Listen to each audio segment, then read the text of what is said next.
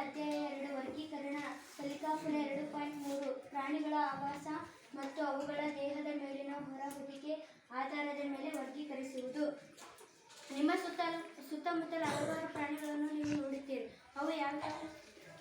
ಕುರಿ, ಸಿಂಹ, ಆಕಳು, ಎತ್ತು, ಎಮ್ಮೆ ಇತ್ಯಾದಿ.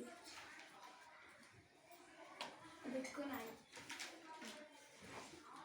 ಅವು ಭೂಮಿಯ ಮೇಲೆ ವಾಸ ಮಾಡವು ಮತ್ತು ನೀರಿನಲ್ಲಿ ವಾಸ ಮಾಡವು. ಅವನ್ನ ವರ್ಗೀಕರಣ ಮಾಡೋದು. ಭೂಮಿ ಮೇಲೆ ವಾಸ ಮಾಡವು ಯಾವ್ಯಾವು? ನಾಯಿ, ಬೆಕ್ಕು, ಕುರಿ, ಎತ್ತು, ಮೇಕೆ ಹಲವಾರು ಇರ್ತವೆ. ನೀರಿನಲ್ಲಿ ವಾಸ ಮಾಡವು? ಮೀನು, ಹಾವು, ಕಪ್ಪೆ. ತಿನ್ನಂಗಿಲ್ಲ. ದೇಹದ ಮೇಲಿನ ಹೊರಹೊದಿಕೆ ಆಧಾರದ ಮೇಲೆ ಪ್ರಾಣಿಗಳನ್ನು ವರ್ಗೀಕರಿಸಿ. ಉರುಪೆ ಹೊಂದಿರವೆ?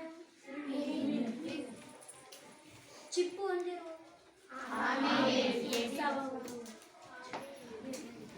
ಆಮೆ, ಏಡಿ, ಬಸವನ.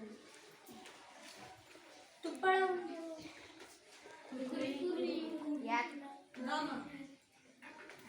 ನಾನೀಗ ಕೆಲವೊಂದು ಪ್ರಶ್ನೆ ಕೇಳ್ತೀನಿ, ನೀವು ಆನ್ಸರ್ ಮಾಡಿ.